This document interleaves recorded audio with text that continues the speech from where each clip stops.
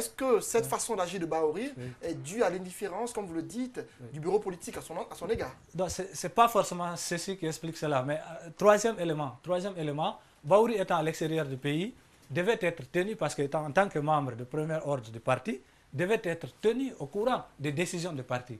Mais Bahouri apprend toutes les décisions du parti par voie de presse. Est-ce que ça veut dire qu'à l'UFDG, on ne connaît pas les emails, on ne connaît justement, pas le téléphone? parce que l'argument, avec les nouveaux moyens de communication, nous sommes dans un monde où aujourd'hui, moi je travaille dans une entreprise où la direction, c'est un groupe international, où vous avez différentes directions, où tout se fait par mailing. Je communique avec des gens, j'échange des documents avec des gens que je n'ai jamais vus de ma vie, qui sont à Moscou, d'autres à Paris, d'autres à Londres.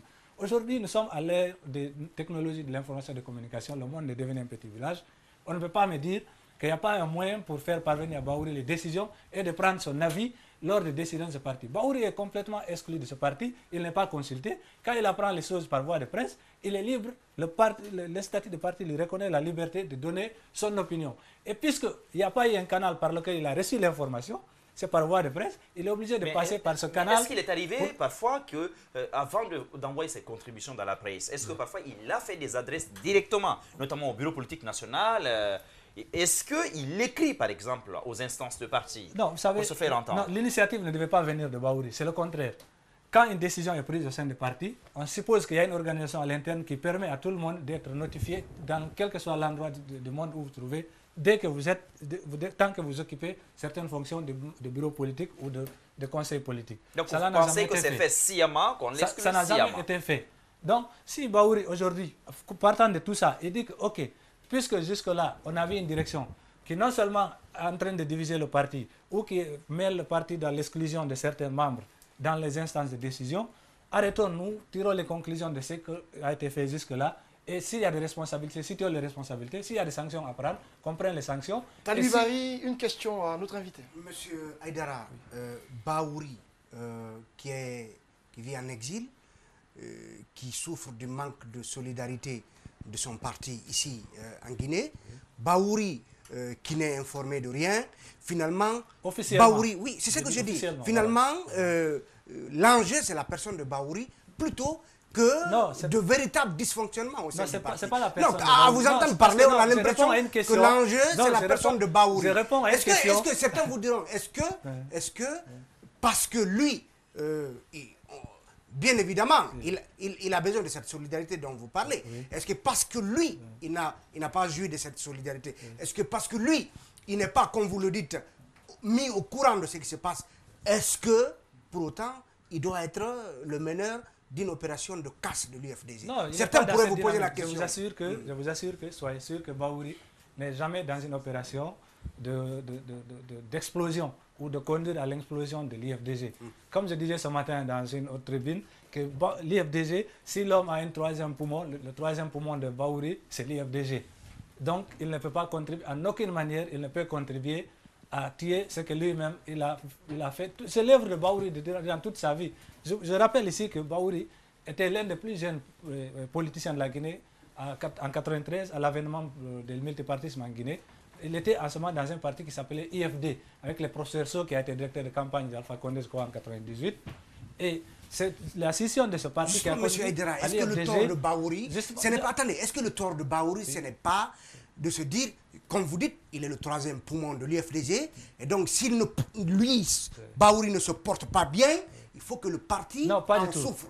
Donc, est-ce que ce n'est pas le fait de ramener l'UFDG à sa seule personne qui pose le problème par rapport à la vie de ce parti? Pas du tout. Bahouri n'est pas dans une dynamique de récupérer la place de Selou pour sa propre personne. Non, moi je ne parle pas de récupération. Parce qu'après tout, il y a un congrès. Oui. Il faut aller à un congrès pour, bien évidemment, briguer la présidence du parti. Mais est-ce que le fait de dire que parce que je n'ai pas eu de solidarité, parce qu'on ne m'informe pas de ci, parce que je suis le troisième poumon, l'UFDG ne doit pas se porter bien parce que je ne me sens pas bien. Non, j'ai évoqué ces faits parce qu'une question précise a été posée par M. Mara en disant que est-ce que la manière par laquelle Bahouri est en train de passer pour faire ses revendications, ou les autres sont en train de passer pour faire ses revendications, sont les meilleures manières. Je laisse rappeler un certain nombre de choses qui font qu'aujourd'hui Bahouri passe par cette méthode. Parce qu'il est exclu. il ne reçoit aucune information. Est-ce que donc vous reconnaissez qu'il est dans une logique de rébellion ou de fronde? Non, c'est pas une fronde. Il est dans une puisqu'il a logique. utilisé les bonnes manières, ça ne marche pas, il faut passer maintenant Il est dans une aux logique. manières, Il est dans une clientes, logique. Il est dans une logique de ramener plutôt certaines personnes qui sont dans la direction, disons la direction du parti, à la meilleure manière de communiquer ou de gérer le parti. On va prendre à présent l'opinion des animateurs sur ce plateau par rapport à cette question de crise qui sévit au sein de l'UFDG. Je rappelle que l'émission s'appelle Club de l'actu. Vous le savez, c'est la tribune d'expression des professionnels de la communication qui reviennent chaque fin de semaine sur les faits marquants de l'actualité socio-politique. Alors, on parle de l'UFDG, M. Mohamed Mahara. On a écouté l'invité tout à l'heure par rapport à tout ce qui se passe au sein du parti. Vous en dites quoi? Écoutez, j'ai fait exprès tout à l'heure de reformuler votre première question en demandant à M. Aïdara, est-ce que l'UFDG était toujours l'union des forces démocratiques en gras? Démocratique en gras. Parce que qui dit démocratie dit avant tout discussion, débat, échange et parfois divergence dans les positions. C'est cela qui fait la dynamique en politique. On s'engage en politique justement parce qu'on pense qu'on a des opinions qui vont dans le sens justement d'amener le collectif de l'avant. Maintenant, moi je ne comprends pas que pendant plus de 5 ans que l'UFDG par exemple se soit posé en véritable justicier, à des moments en véritable juge du régime Alpha Condé, et que des jeunes gens soient tombés par dizaines. Parce qu'à l'époque, on dénonçait, disons, un manque de volonté de la part du professeur Alpha Condé de dialoguer et qu'à l'interne de l'UFDG, qu'on refuse ce dialogue. Moi, personnellement, je ne le comprends pas. L'UFDG doit se demander aujourd'hui quelle est la perception que la grande masse des Guinéens a de nous. Parce que je crois qu'il y a un problème dans ce parti. Pendant la campagne présidentielle, j'observais... Que dites-vous des propos de Fodé Oussou? J'en reviens. Écoutez, je crois très honnêtement, ce que je vais dire n'engage que moi. Ça va faire mal peut-être, mais je pense qu'en ce moment, les propos que Dr Fodé Oussou est en train de tenir, je crois qu'en ce moment, Dr Fodé Oussou est une erreur de casting pour est-ce que ça vient de Fodé Oussou? Vous ne pensez pas que actuellement, Fodé Oussou, à mon avis, de par ses sorties, à mon avis, que je trouve intempestif, il est en train d'alimenter un feu qui est en train de consumer l'UFDG de l'intérieur. Vous le pensez? Absolument, c'est ce que je pense. Qu'est-ce qu'il a dit aujourd'hui? Je vais vous dire une chose. Je pense que la bonne attitude aurait été dans le sens de rassembler l'arche. Je me pose une question, parce que le problème de l'UFDG, j'ai l'impression, il y a, comment il s'appelle, Jean-Marie Doré, qui a dit que le problème avec l'UFDG, c'est que le parti croit parfois et qu'il regarde trop à son nombril. Ça fait mal, mais c'est une réalité. L'UFDG, aujourd'hui, regarde tellement en interne qu'il oublie que c'est un parti qui a la conquête du pouvoir. Oui, l'UFDG n'a pas eu le pouvoir en 2010 ni en 2015, mais l'UFDG peut miser gros, par exemple, pour ce 2020. Mais avec ce genre de bisbille, en étant incapable de s'entendre, c'est l'essentiel, qu'est-ce que l'UFDG va proposer aux Guinéens, par exemple, en 2020? Moi, je me pose la question. Aujourd'hui, à mon avis, la bonne attitude aurait été d'avoir le dos large quand on est leader et de chercher justement à canaliser toutes ces énergies-là, de les fédérer. J'ai dit quelque chose ici il y a quelques semaines. Je dis quelqu'un comme Mamadou Barry, au lieu de l'exclure d'un parti politique, vous lui dites, bon, écoutez, monsieur Grande Gueule, puisque vous semblez bouillonner tout le temps d'idées innovantes, c'est simple. On fait, par exemple, une commission d'études ou de réflexion stratégique, on vous met à la tête, on vous donne notamment les moyens avec tous les jeunes, notamment qui pensent se reconnaître dans ce que vous dites, et puis faites-nous par exemple une proposition par exemple, de réforme de parti. Ce n'est pas en excluant justement des intelligences dans un parti qu'on contribuera à faire avancer. Pour vous, l'exclusion n'est pas la solution. L'exclusion, à mon avis, aujourd'hui... Peu importe l'acte que parce que le délit, en fait, le délit, à mon avis, aujourd'hui, reproché aux uns aux autres, n'est rien d'autre que le délit d'opinion. C'est ça qui est dangereux. Les principes qui régissent le parti. Non, écoutez, les principes sont faits par des hommes et pour des hommes, justement. Ces mêmes principes-là, s'il faut les appliquer, il faut les appliquer à tous. Mamadou Barry n'a pas été troublion en 2015.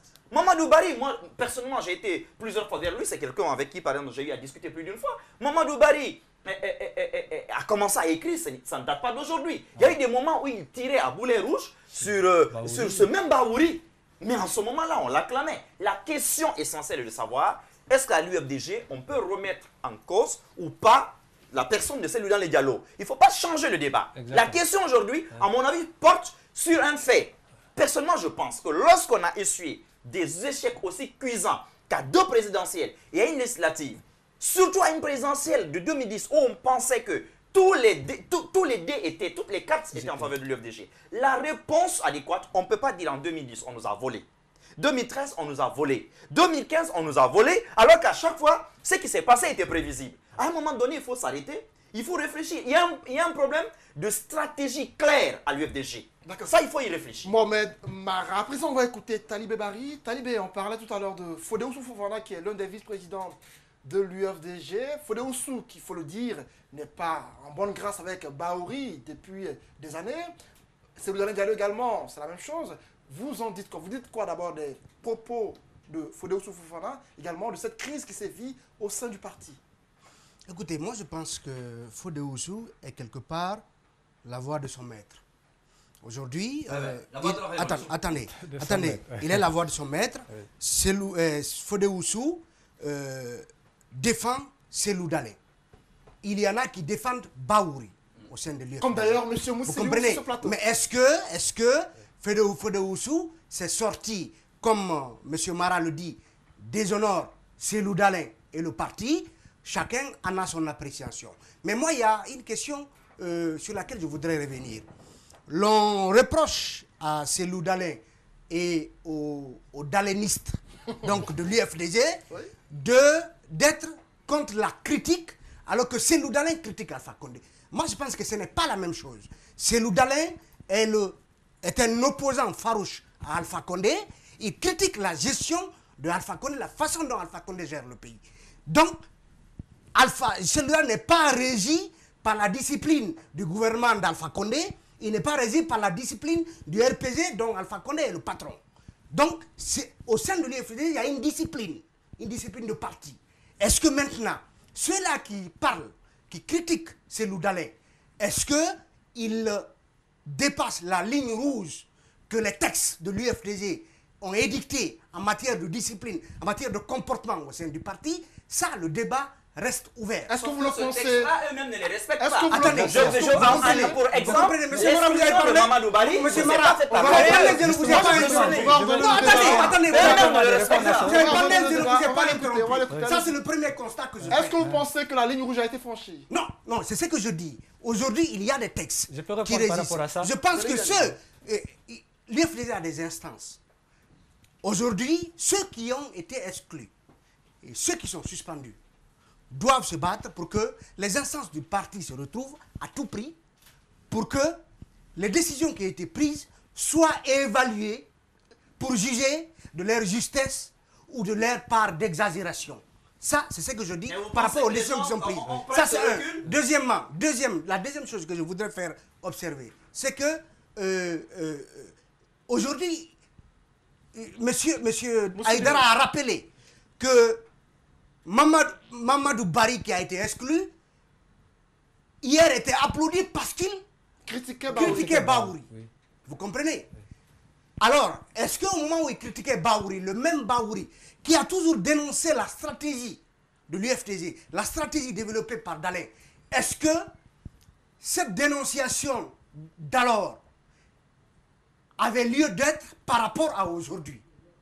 Ce que je veux dire, c'est que celui-là qui a un peu hurlé avec les loups favorables à Dalein contre Bahouri est aujourd'hui victime parce qu'il a retourné sa critique contre Cellou Dalein. C'est dire que quelque part, ceux-là qui hier s'attaquaient à Bahouri parce qu'il était en confrontation avec Cellou Dalein, aujourd'hui se retrouvent dans la ligne de mire de Cellou Dalein. Quelque part, ils doivent assumer leur conduite qui a consisté à ne pas accepter la critique d'hier qu'ils acceptent aujourd'hui. Je suis d'accord. Vous comprenez? Donc ils doivent assumer cela. Ça, c'est une observation que je voulais faire. L'autre chose, c'est quoi? C'est que en 2013, quand il y a eu une longue bruit entre Dalein et Bahouri, on a vu, fort malheureusement, c'est la coordination Halpulaar qui a joué les entremetteurs pour réconcilier les deux. Et on sait que cette réconciliation au Sénégal, cette réconciliation n'a été que superficielle. On le sait. Les deux hommes, ils n'ont pas désarmé. La preuve, c'est que après cette présidentielle, chacun a repris son couteau et ils se font face aujourd'hui. Ça veut dire quoi? c'est qu'aujourd'hui, le contexte a changé. Aujourd'hui, si Baouri était seul, excusez-moi, à louvoyer dans son exil parisien, aujourd'hui, il y a une dynamique de rapprochement de Baouri avec Alpha Condé. Et donc, si en 2013-2014, l'heure n'était pas à l'exclusion de certains proches de Baouri et éventuellement de Baouri, parce qu'aujourd'hui on lui adresse un avertissement, c'est parce qu'il était seul à affronter Cellou Dalein. Aujourd'hui, il y a un rapprochement entre lui et Alpha Condé. Et donc aujourd'hui, on sort la chicotte, attendez, on sort la chicotte, on frappe dans tous les sens dans le camp de Baouri. Et donc aujourd'hui, l'inquiétude de Cellou Dalein, parce qu'il voit venir Alpha Condé, c'est de dormir sur ses lauriers jusqu'à ce que les pro-Baouri finissent de le détrôner, jusqu'à ce que finalement ce Baouri-là prenne la tête du parti. Et donc, pour terminer, Alpha Condé, aujourd'hui, la critique essentielle que les gens de l'UFDG font à Alpha Condé, c'est que Alpha Condé opterait pour deux choses. Quand on dit que Baouri pourrait être ministre dans le gouvernement de Alpha, c'est une éventualité qu'il faut écarter. Ce que les UFDGistes reprochent à Alpha Condé, c'est de vouloir utiliser Baouri pour deux choses. Ou pour faire partie d'Alain de l'UFDG, ou faire éclater le parti en deux camps, et d'Alain garderait les restes de l'UFDG actuel, et Baouri créerait un parti qui ferait que le bloc que représente un peu, puisqu'on est dans le régionalisme politique, le régionalisme électoral, le bloc compact que Dalein forme autour de lui aujourd'hui au Fouta soit éclaté en deux pour qu'il y ait un leader qui s'appelle Cellou Dalein et un autre qui s'appelle Baouri au Fouta. Talibé Bari à l'instant, on va écouter à présent votre invité. Votre réaction sur l'analyse faite par nos deux animateurs de ce plateau. Vous en dites quoi? Oui, il avait posé des questions pour dire que les problèmes vont arriver à la longue. Effectivement, il y a des problèmes, mais je pense que l'IFDG pourra à un moment donné s'arrêter, voir sur les principes et savoir donner raison à qui de droit. Je pense que ça pourra arriver. Mais soyez sûr que Baouri n'est pas dans une dynamique d'explosion de l'IFDG. Par contre, vous avez parlé tout de suite de est-ce que les gens ont franchi les règles ou la limite les permettant, ou conduisant à leur exclusion. J'ai dit que même si les gens ont commis des fautes, il y a la manière. Aujourd'hui, il y a un conseil politique au nom duquel on signe des décisions. Mais le conseil politique, c'est 40 personnes. 40 personnes, quand vous avez moins de 10 personnes qui se réunissent, vous n'avez même pas le quorum. Et pour faire une réunion de conseil politique, il y a une procédure. Il y a une convocation, il y a un ordre de jour et il y a un quorum. Ces dernières décisions qui ont été prises n'ont obéi à aucune de ces règles, n'ont respecté aucune de ces procédures. Donc, ça veut dire que tout le monde sait qu'en droit, lorsque la forme est violée, le fond n'a pas de valeur. Justement à ce niveau-là, oui. Parce que les partis politiques, tout comme d'ailleurs les associations, sont régis par la loi. Est-ce que ces personnes exclues, par exemple, est-ce que, selon vos informations, est-ce que parmi ces personnes exclues, certaines aujourd'hui envisagent de saisir les tribunaux pour se faire rétablir dans le droit? 200 hors de la Guinée, c'est vrai qu'ils peuvent saisir par voie d'avocat. Je n'ai pas l'information s'ils ont l'intention parce qu'il y avait des tractations. Parce qu'ils en ont le droit. Oui, ils en ont le droit, il y avait des tractations. Mais on m'a informé que Mamadou Bari avait l'intention. Mais apparemment, après relecture de certaines dispositions, certaines personnes à l'interne se sont rendues compte qu'il y a eu tort envers Mamadou Bari et étaient en train de revoir par quel moyen il faudra lever la sanction.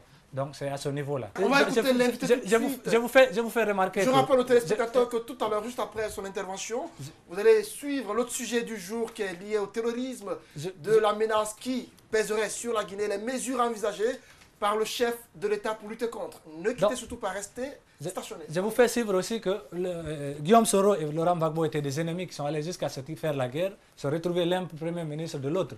Donc, si demain, je sais que Baouri n'est pas dans cette dynamique, Baouri est dans une dynamique d'apaisement. Il s'est dit qu'on a passé 5 ans dans une tension permanente au sein du pays. Si aujourd'hui, Alpha Condé a pris l'initiative d'apaiser la Guinée, ça ne viendra pas de lui le refus de l'apaisement pour le bénéfice des Guinéens. Parce qu'aujourd'hui, il n'a pas traité que de son propre sort devant Alpha Condé. Il a dit d'accord à un rapprochement, à un apaisement. Si d'autres personnes qui sont arrêtées, dont les familles sont aujourd'hui dans une situation de dénouement total, peuvent être élargies au même titre que moi. Je suis d'accord pour la même théorie. Comme tous les gens qui étaient dans le problème de l'attaque du domicile d'Alpha Condé. Je ne sais pas si le cas de Noucham a été évoqué, mais c'est que tous ceux qui ont été déjà condamnés a été évoqué et Bahouri en a fait un point d'honneur pour dire qu'avec ceci, je suis prêt à l'élargissement. Alors, dernière question, M. Moussiliou. Aujourd'hui, que tous ces problèmes sont posés, qu'est-ce que vous réclamez concrètement pour résoudre ces problèmes, ces différends au sein de votre parti? Qu'est-ce que réclame le camp Bahouri?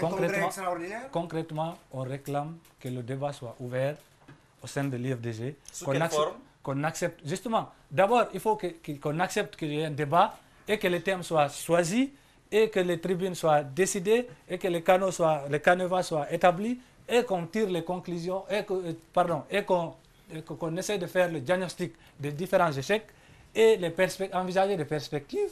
Voilà ce qu'aujourd'hui Bahouri demande et un certain nombre de membres de l'IFDG et généralement des gens qui sont de premier ordre veulent que le débat s'instaure au sein de ce parti. C'est tout ce que les gens demandent concrètement. Voilà donc à l'instant M. Mohamed Moussiliou Aïdara, qui je rappelle est le membre de la cellule de communication de Bahouri, il est également de l'UFDG, il faut le rappeler.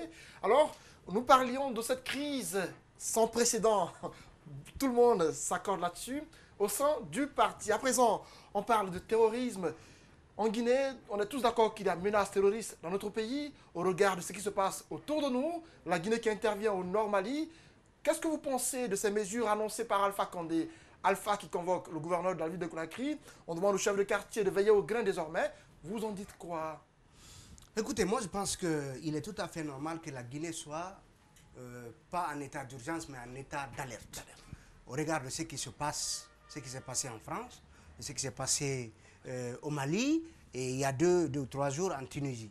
Et comme vous l'avez dit, nous sommes aujourd'hui dans un engrenage qui nous laisse entendre que personne n'est à l'abri. Et la Guinée ayant des soldats au Mali pour combattre les groupes terroristes qui y sévissent, le président Alpha Condé étant, je rappelle, l'un des premiers présidents à avoir dit que les terroristes qui occupent le nord du Mali ne le quitteront qu'à travers une force d'intervention internationale qui sera déployée. Donc, c'est la preuve qu'Alpha Condé est à l'avant-scène de la lutte contre le terrorisme depuis bien avant l'intervention des Français et la communauté internationale dans le Nord Mali. On a vu le même Alpha Condé au Niger dire que si vous voulez des soldats guinéens pour aider à combattre Boko Haram, nous vous en enverrons. Des soldats qui sont des soldats. Donc, c'est la preuve que en matière de lutte contre le terrorisme, aujourd'hui, on peut dire, alhamdoulilah, on n'en a pas connu encore d'actes sur le territoire guinéen. Nous souffrons de ce qui arrive aux autres, comme le Mali, donc la Tunisie et la France. C'est pourquoi la Guinée, bien évidemment, doit se préparer à toute éventualité. La Guinée doit se mettre vraiment à jour en matière de normes de sécurité, puisque on sait quand même qu'il n'y a pas de risque zéro en matière de terrorisme. Est-ce que cela justifie... Et donc aujourd'hui, je vais dire, quand il demande aux chefs de quartier de veiller au grain, au grain, il faut bien que ces chefs de quartier comprennent que la mission qui leur a été confiée est une mission de survie pour l'ensemble des Guinéens. Mais on a vu, les mêmes chefs de quartier ont été interpellés par le passé, à plusieurs reprises, dans le cadre d'aider à lutter contre l'insécurité. On les a vus moins productifs, on les a vus moins efficaces à cette tâche. Est-ce que cette fois-ci, ils l'entendront et ils passeront, ils redoubleront de vigilance dans les quartiers? Mais quand on dit, écoutez, veillez à ce que tout étranger qui débarque dans votre quartier soit signalé. Je rappelle que les attentats qui sont perpétrés, par exemple en France, ne sont pas le fait d'étrangers. Donc cela veut dire aujourd'hui que les terroristes ils opèrent maintenant de manière à ce que le mal qui nous ronge, le mal qui nous tue, soit des éléments issus de nos propres sociétés, de nos propres quartiers. Donc ça veut dire que ce ne sont pas que les étrangers qui doivent vous intéresser, même vos voisins les plus proches, quand ils ont certaines attitudes et reçoivent certains types de personnes, il faut y veiller. Mara, rapidement, les mesures annoncées par Alpha Condé, on parle d'ailleurs de l'interdiction du voile intégral et on veut l'étendre en Afrique. Alpha a adressé une lettre à Macky Sall. Écoutez, ce sont des mesures. Personnellement, je pense que tout ce qui a lieu aujourd'hui de faire pour lutter contre ce phénomène, il faut le faire. Cependant, dans le respect strict quand même des règles démocratiques que nous-mêmes, nous avons consacrées à travers notre Constitution. Maintenant, moi, je pense que la toute première mesure à adopter en Afrique, c'était au niveau des terreaux. Contre le terrorisme, c'est d'abord les problèmes démocratiques, les crises non résolues. Il faut tout faire d'abord pour chercher à résoudre les crises. Si vous avez fait attention à l'ensemble des pays en Afrique frappés, c'est différent du cas des autres continents. Mais en Afrique, le terrorisme aujourd'hui a pour terreau les problèmes non résolus. C'est le cas de Boko Haram au Nigeria, c'est le même problème dans le Nord Mali, on l'a senti en Libye et un peu partout. Donc, il faut les crises qui couvrent, il faut tout faire d'abord pour les résoudre. De l'autre côté, il faut faire en sorte à ce que les jeunes soient occupés à quelque chose. Parce qu'une jeunesse désœuvrée, malheureusement, succombe facilement aux attraits justement de ces terroristes-là. Donc, et aussi, moi je pense aujourd'hui qu'il faut aller vers une coopération entre tous les États, notamment de l'Afrique de l'Ouest. La Guinée, c'est bon qu'on ait un rôle avant-gardiste, mais seule l'armée guinéenne ne peut rien faire. Il faut aller vers des échanges d'informations entre tous les pays et pourquoi pas vers une force mixte, justement, qui va englober l'ensemble de ces pays-là. Mais surtout, il faut investir les moyens pour la formation. Tant qu'on va miser, par exemple, sur les moyens techniques, ou c'est les images ou les frappes de drones de la France ou des États-Unis, ça veut dire qu'on n'est pas encore prêt à lutter contre le terrorisme. Dernier mot donc de Mohamed Mara. Merci à vous, monsieur Moustiliou. Merci à vous. Aïdara, qui je rappelle est membre de la cellule de communication de Baouri, vice-président de l'UFDG. Vous êtes également membre de l'UFDG militant. Et je rappelle que sur ce plateau, nous avions Lamine Monument Sissé qui était là en première partie, qui nous a quittés par après. Également Talib Ebari, journaliste à la radio City FM. Notre ami Mohamed Mara, qui est co-animateur de cette émission, était présent aussi. Merci à tous ceux qui nous ont suivis. Je rappelle que derrière les caméras, nous avions Mohamed 5 Souma, également monsieur Alseni, camarade qui était derrière la caméra. On remercie Nalaï pour le son également. On remercie également monsieur le monteur de cette émission qui n'est autre que monsieur Mahmoud Kondé, à qui on dit merci pour l'effort fourni. Merci à tous ceux qui nous ont suivis. On se retrouve très prochainement dans Club de l'Actu. Où que vous soyez, portez-vous bien. Au revoir.